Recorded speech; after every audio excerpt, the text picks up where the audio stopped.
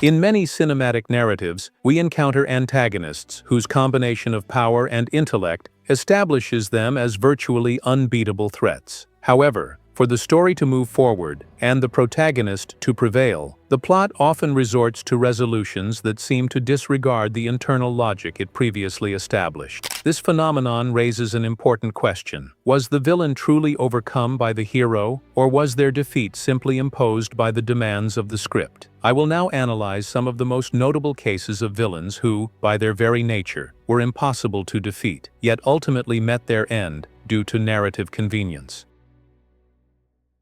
One emblematic example of a character who appears to have been defeated more by the needs of the plot than by the story's internal logic is Tai Lung, from Kung Fu Panda. He is introduced as a martial arts prodigy, having mastered 1,000 scrolls of techniques and proving himself to be a nearly unstoppable fighter. His motivation is not world domination, but rather a desire for validation and the title of Dragon Warrior, something he believed he had earned through merit and dedication. You knew I was the Dragon Warrior! You always knew. But when Oogway said otherwise, what did you do? What did you do?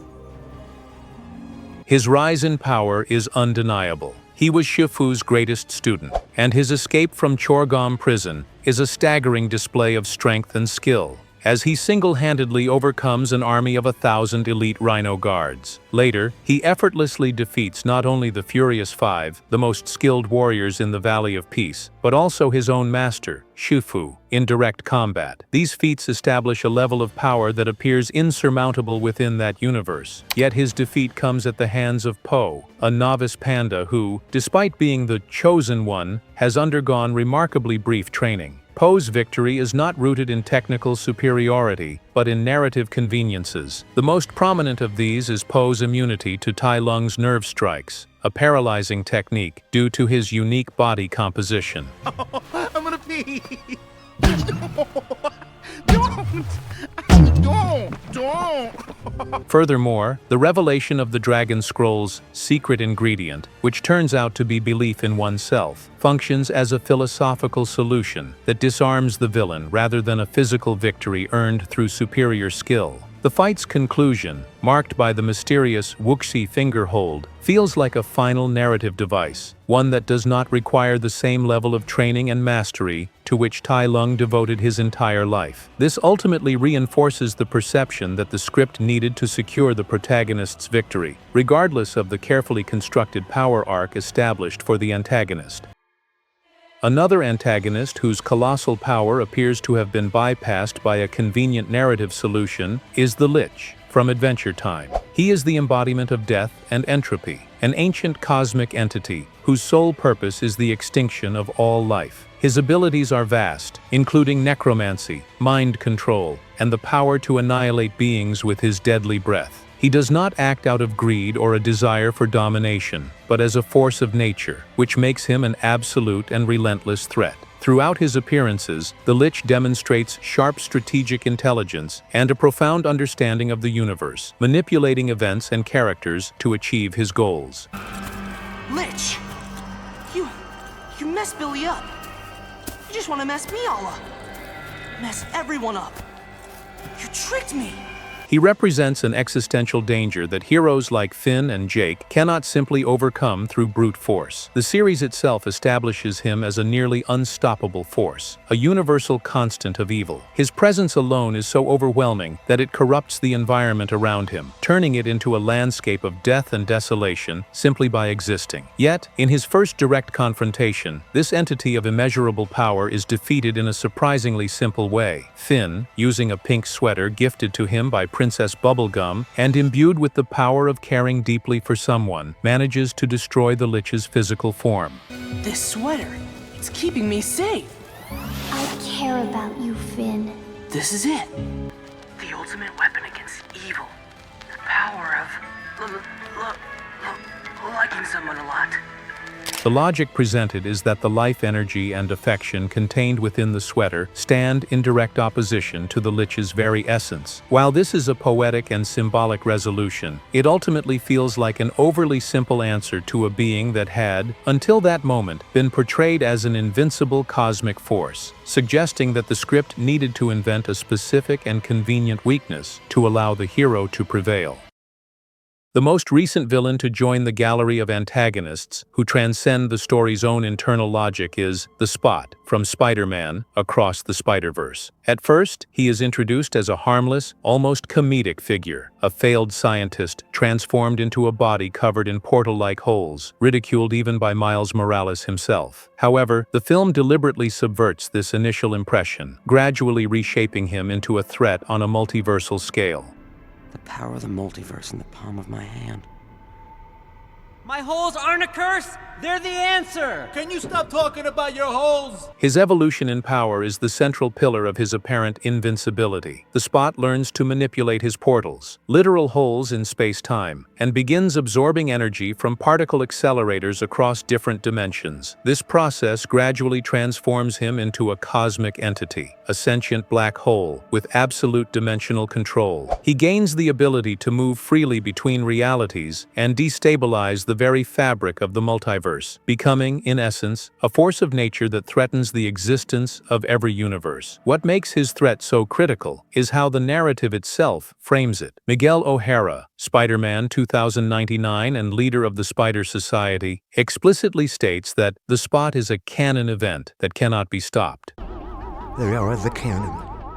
Chapters that are part of every Spider story. Every time. Some good, some bad.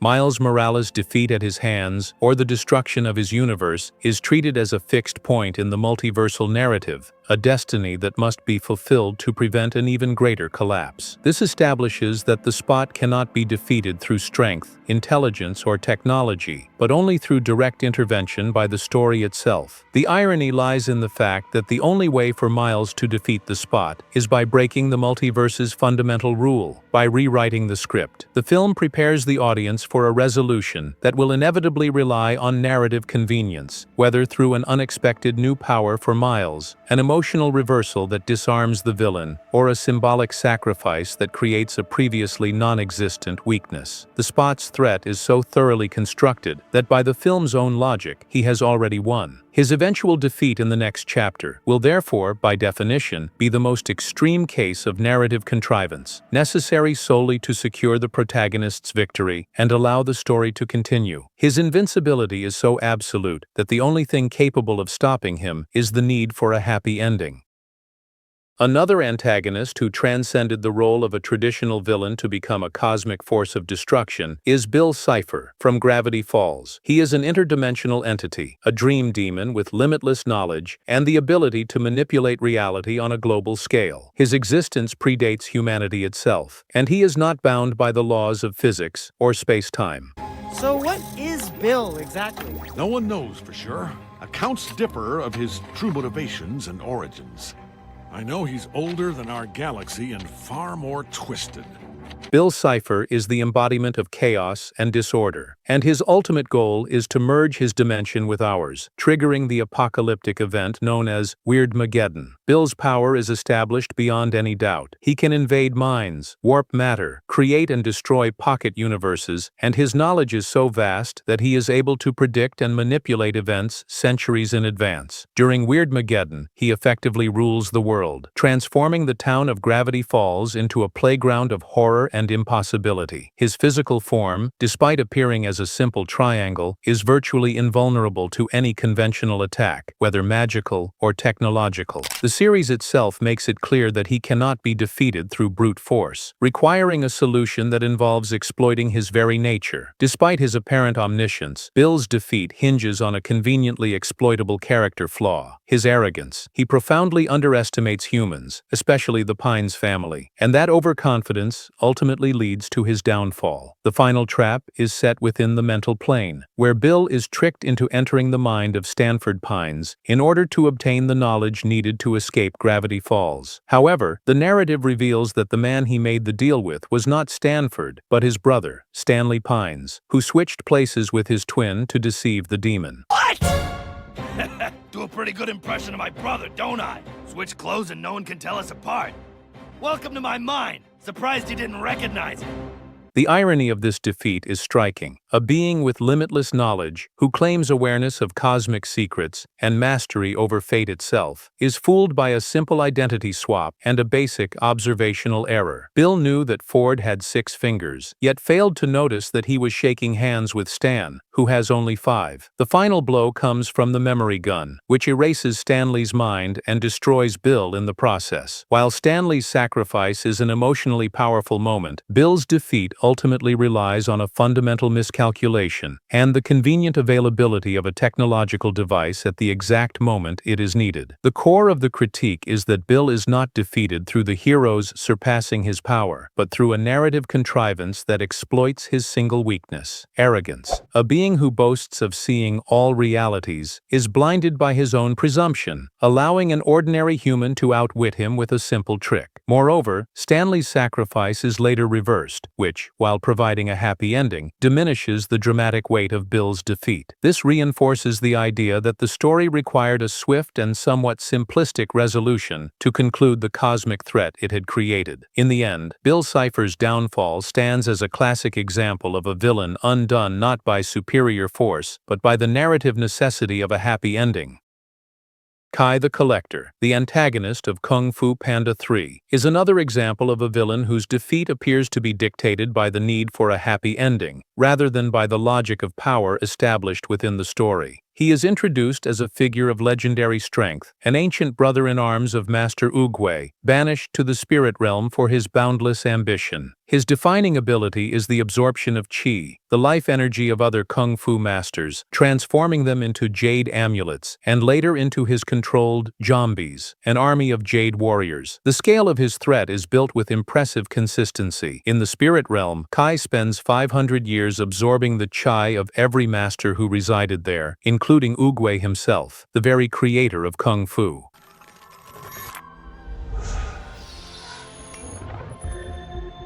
Then I will find him and take his chi. When he returns to the mortal world, he is an unstoppable force. He effortlessly defeats the Furious Five and Shufu, turning them into jade servants, while assembling an army of legendary masters. His motivation is clear: to erase Oogway's legacy and prove himself as the greatest master of all time. His invincibility lies in the fact that the more qi he absorbs, the stronger he becomes, with no apparent limit to this process. Kai's defeat is where narrative convenience reaches its peak. Po, the dragon warrior, realizes that the only way to stop him is to send him back to the spirit realm. The final confrontation culminates when Po, with the help of the entire Hidden Panda village, learns to harness qi and sacrifices himself, dragging both himself and Kai into the spirit realm. The critique lies in what follows. In an act of desperation and supposed brilliance, Po decides to give Kai all of the qi he has just received. Kai, who should logically become infinitely more powerful, simply explodes. The justification offered is that he absorbs too much qi, resulting in an energy overload.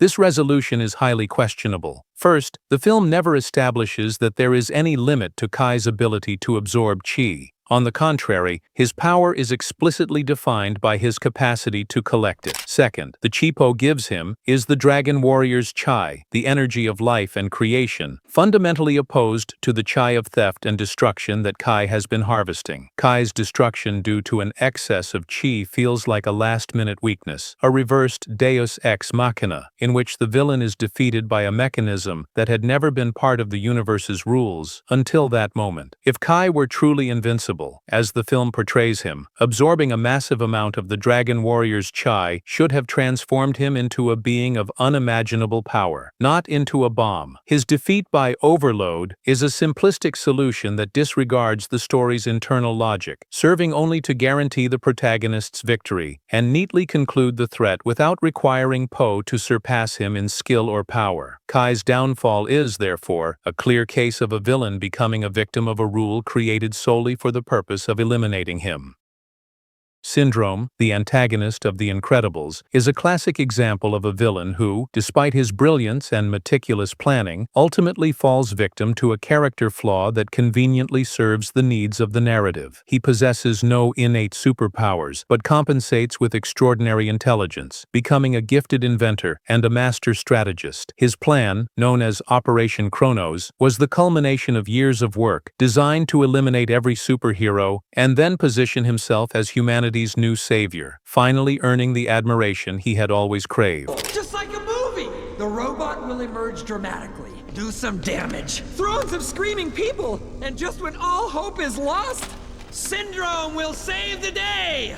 The true scale of his power lies in his technology. Syndrome created the Omnidroid, a combat robot with adaptive artificial intelligence, capable of learning from and overcoming any superpower. The plan involved testing the Omnidroid against real heroes, gathering data on their weaknesses, and refining the machine until it became unstoppable. By selling his inventions, Syndrome amassed immense wealth, allowing him to fund his secret island and vast arsenal, including the zero-point energy beam. His strategy was seemingly flawless: create the threat, defeat it in public, and then sell his technology to democratize superpowers, rendering them obsolete. Syndrome's defeat, however, does not come from the heroes outsmarting his intelligence or overpowering his technology, but from a miscalculation that borders on negligence. The Omnidroid, programmed to target superheroes, turns on Syndrome when he steps in front of it, to pose as a hero. Following its cold, logical programming, the robot identifies him as a threat